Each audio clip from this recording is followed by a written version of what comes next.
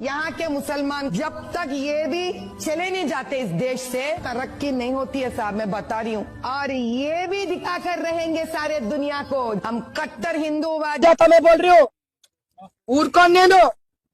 कोई मुस्लिम भाई को भी तकलीफ नहीं आने देती, कोई हिंदू भाई को भी तकलीफ आने नहीं देती। मैं सबके लिए ठहरी हूँ, अंदर को सब निलवंडा ఈ పతన్ కాటుడు చీలిపోయే టైం వచ్చింది చూసుకోండి। नमस्कार साथियों, लोकसभा चुनाव का चौथा चरण संपन्न हो चुका है और अलग अलग राज्यों में वोट डाल दिया गया है। लेकिन आज हम बात करने वाले हैं तेलंगाना की, और तेलंगाना में खास तौर से हैदराबाद सीट की, क्योंकि ये सीट काफी ज्यादा मीडिया में चर्चा में बनी रही, या फिर कहिए जबरदस्ती से चर्चा में बनाया गया, क्योंकि यहां से भारतीय जनता पार्टी के एक उम्मीदवार माधवी लता को टिकट दिया गया था। और माधवी लता ने कुछ ऐसे हरकत की है लोकसभा चुनाव से पहले, जिसके बाद ये सीट काफी ज्यादा चर्चा में आ गई और गोदी मीडिया चैनल्स ये दिखाना शुरू कर दी कि असदुद्दीन ओवैसी की स्थिति अच्छी नहीं है, असदुद्दीन ओवैसी चुनाव हार सकते हैं हैदराबाद से, और माधवी लता उनको कड़ी टक्कर दे रही है। ना सिर्फ कड़ी टक्कर दे रही है बल्कि असदुद्दीन ओवैसी को हरा भी सकती है। कई गोदी मीडिया चैनल्स ने यह दिखाया है कि माधवी लता जो है कड़ी टक्कर दे रही है और वो असदुद्दीन ओवैसी को हरा सकती है। हालांकि गोदी मीडिया चैनल्स भी अच्छे तरीके से जानती है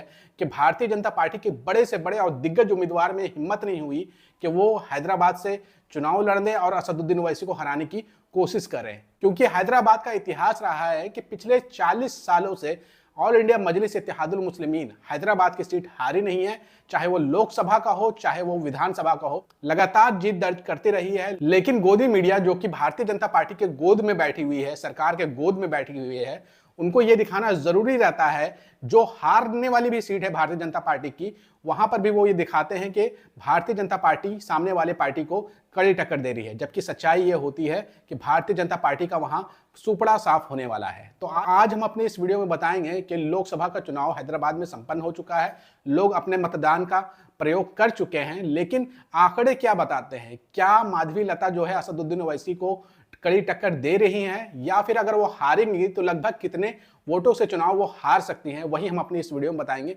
तो आपसे गुजारिश है कि आप आखिर तक जरूर देखिएगा। सबसे पहले हम बात करना चाहेंगे कि अभी 6 महीने पहले जो तेलंगाना में विधानसभा चुनाव हुआ था, उस वक्त देखिए कि भारतीय जनता पार्टी की स्थिति क्या रही थी। हैदराबाद लोकसभा सीट के अंतर्गत कुल 7 से 8 सीटें विधानसभा की आती हैं, और 2023 में जो विधानसभा चुनाव हुआ था, जो असेंबली चुनाव हुआ था, उस दौरान भारतीय जनता पार्टी की क्या स्थिति रही थी वो हम आपको दिखाएंगे। साथ ही साथ आपको दिखाएंगे ऑल इंडिया मजलिस इत्तेहादुल मुस्लिमीन की क्या स्थिति रही थी। उसी से आपको साफ हो जाएगा कि कितनी कड़ी टक्कर भारतीय जनता पार्टी जो है वो ऑल इंडिया मजलिस इत्तेहादुल मुस्लिमीन और असदुद्दीन ओवैसी को दे पा रही है। आप आंकड़ों पर नजर डालिए। सबसे पहले हम बात करेंगे बहादुरपुरा सीट की कि 2023 के जो विधानसभा चुनाव हुए हैं आज से 6 महीने पहले, उस वक्त भारतीय जनता पार्टी की स्थिति यहां पर क्या थी। बहादुरपुरा सीट पर ऑल इंडिया मजलिस इत्तेहादुल मुस्लिमीन के उम्मीदवार थे मोहम्मद मुबीन, जिनको कुल वोट मिले थे 89,400, और दूसरी तरफ भारतीय जनता पार्टी के उम्मीदवार थे वाई नरेश, जिनको वोट मिला था 11,621 वोट। यानी कि यहाँ पर भारतीय जनता पार्टी के उम्मीदवार से 67,025 वोट से आगे थे ऑल इंडिया मजलिस इत्तेहादुल मुस्लिमीन के उम्मीदवार। अब हम बात कर रहे थे हैदराबाद की एक और सीट जिसका नाम है चंद्रयाना गुट्टा, और यहाँ पर चुनाव लड़े थे ऑल इंडिया मजलिस इत्तेहादुल मुस्लिमीन की तरफ से अकबरुद्दीन ओवैसी, जिनको मिला था 99,776 वोट। वहीं भारतीय जनता पार्टी के उम्मीदवार को मिला था 16,414 वोट। यानी कि भारतीय जनता पार्टी के उम्मीदवार से अकबरुद्दीन ओवैसी 81,660 वोटों से आगे थे। अब हम बात कर लेते हैं चार मीनार कॉन्स्टिट्यूएंसी की। तो यहाँ पर ऑल इंडिया मजलिस इत्तेहादुल मुस्लिमीन के उम्मीदवार थे मीर जुल्फिकार अली, जिनको कुल वोट मिला था 49,103, और भारतीय जनता पार्टी के उम्मीदवार थे मेघा रानी अग्रवाल, जिनको कुल वोट मिला था 26,250 वोट। यहाँ पर ऑल इंडिया मजलिस इत्तेहादुल मुस्लिमीन के उम्मीदवार 22,853 वोट से आगे थे भारतीय जनता पार्टी के उम्मीदवार से। अब हम बात कर लेते हैं कारवान कॉन्स्टिट्यूएंसी की। यहाँ पर ऑल इंडिया मजलिस इत्तेहादुल मुस्लिमीन के उम्मीदवार को कुल वोट मिला था 83,388 वोट। वहीं भारतीय जनता पार्टी के उम्मीदवार को मिला था मात्र 41,402 वोट, यानी कि 41,986 वोट से जीत दर्ज कर ली थी यहाँ पर ऑल इंडिया मजलिस इत्तेहादुल मुस्लिमीन ने। अब हम बात कर लेते हैं मलाकपेट कॉन्स्टिट्यूएंसी की, और यहाँ पर से जो उम्मीदवार थे ऑल इंडिया मजलिस इत्तेहादुल मुस्लिमीन की तरफ से, उनका नाम था अहमद बिन अब्दुल्ला, और उनको कुल वोट मिला था 55,805 वोट, और भारतीय जनता पार्टी के उम्मीदवार को कुल वोट मिला था 23,731 वोट। यानी कि भारतीय जनता पार्टी के उम्मीदवार से 26,106 वोटों से आगे थे अहमद बिन अब्दुल्ला, जो कि ऑल इंडिया मजलिस इत्तेहादुल मुस्लिमीन के उम्मीदवार थे।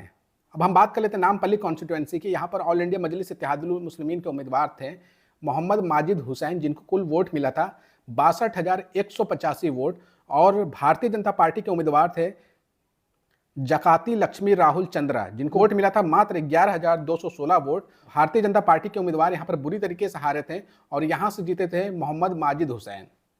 अब हम बात कर लेते हैं यकतापुरा कॉन्स्टिट्यूएंसी की। यहाँ से उम्मीदवार थे ऑल इंडिया मजलिस इत्तेहादुल मुस्लिमीन के जफर हुसैन, और इनको कुल वोट मिला था 46,153, जबकि भारतीय जनता पार्टी के उम्मीदवार को मिला था 22,354। और यहाँ पर भी काफ़ी ज़्यादा आगे थे भारतीय जनता पार्टी के उम्मीदवार से जफर हुसैन, और बुरी तरीके से हारी थी यहाँ पर भी भारतीय जनता पार्टी। लेकिन आपको बता दें कि हैदराबाद की एक ऐसी सीट है जहां से भारतीय जनता पार्टी के उम्मीदवार विधानसभा चुनाव में काफ़ी ज़्यादा आगे थे, और ये सीट ऐसी लग रही है जहां से भरपूर वोट मिलेगा माधवी लता को। ये सीट है गोशा महल की। यहाँ से उम्मीदवार थे विधानसभा चुनाव में भारतीय जनता पार्टी की तरफ से टी राजा सिंह, जो कि अपनी विवादित बयानों को लेकर के हमेशा चर्चा में बने रहते हैं, अपने जहरीले बयानों को लेकर के। देखिए उनको कुल वोट कितना मिला था। यहाँ पर टी राजा सिंह को वोट मिला था 80,182 वोट, और यहाँ पर ऑल इंडिया मजलिस इत्तेहादुल मुस्लिमीन ने कंटेस्ट नहीं किया था, और दूसरे नंबर पर जो है वो भारतीय राष्ट्र समिति यानी कि बीआरएस पार्टी रही थी। तो टी राजा सिंह को यहाँ पर जो वोट मिला था वो वोट मिला था 80,182 वोट, और 21,000 के भारी भरकम मार्जिन से टी राजा सिंह यहाँ से चुनाव जीत गया था। तो कुल ये 7 से 8 ऐसी सीटें थी जिसमें विधानसभा क्षेत्र में भारतीय जनता पार्टी की स्थिति भी साफ हो गई, और दूसरी तरफ ऑल इंडिया मजलिस इत्तेहादुल मुस्लिमीन की भी स्थिति साफ हो गई। अब हम ऑल इंडिया मजलिस इत्तेहादुल मुस्लिमीन के वोट को जोड़ दें और भारतीय जनता पार्टी के वोट को जोड़ दें तो कुल आंकड़ा क्या बनता है वो आप अपने स्क्रीन पे देखिए। भारतीय जनता पार्टी के कुल वोटों को जोड़ने के बाद जो आंकड़ा निकल करके सामने आ रहा है वो है 3,13,352। वहीं ऑल इंडिया मजलिस इत्तेहादुल मुस्लिमीन के वोटों को जोड़ने के बाद जो आंकड़ा निकल करके आ रहा है वो है 4,85,861 वोट। आप जैसे ही ये आंकड़ा देख रहे होंगे तो आपको लग रहा होगा कि ज्यादा वोटों का अंतर नहीं है लोकसभा चुनाव के हिसाब से देखा जाए तो, लेकिन आपको ये बता दें कि कई ऐसे इसमें सीट रही थी जहां पर भारतीय जनता पार्टी का उम्मीदवार जो है तीसरे और चौथे और पांचवें स्थान पे रहा था। तो जो दूसरे स्थान पे रहा है और तीसरे स्थान पे रहा है, चाहे वो बीआरएस के कैंडिडेट रहे हों चाहे वो कांग्रेस के कैंडिडेट रहे हों, उन सब का भी कुछ ना कुछ वोट जो है वो लोकसभा चुनाव में ऑल इंडिया मजलिस इत्तेहादुल मुस्लिमीन को मिलेगा। और अगर हम 2019 में हुए लोकसभा चुनाव की बात कर ले तो उस वक्त देखिए ऑल इंडिया मजलिस इत्तेहादुल मुस्लिमीन को कितना वोट मिला था।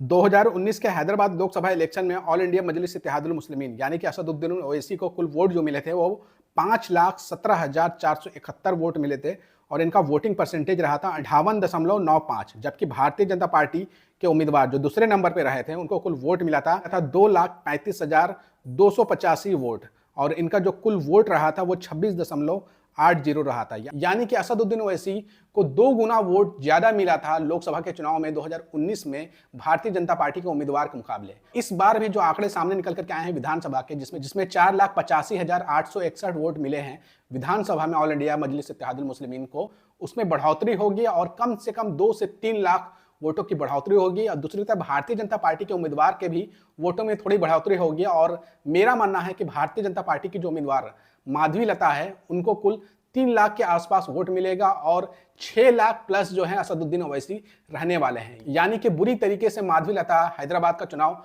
हार रही हैं जो आंकड़े अब तक हमने रखे हैं उसके मुताबिक।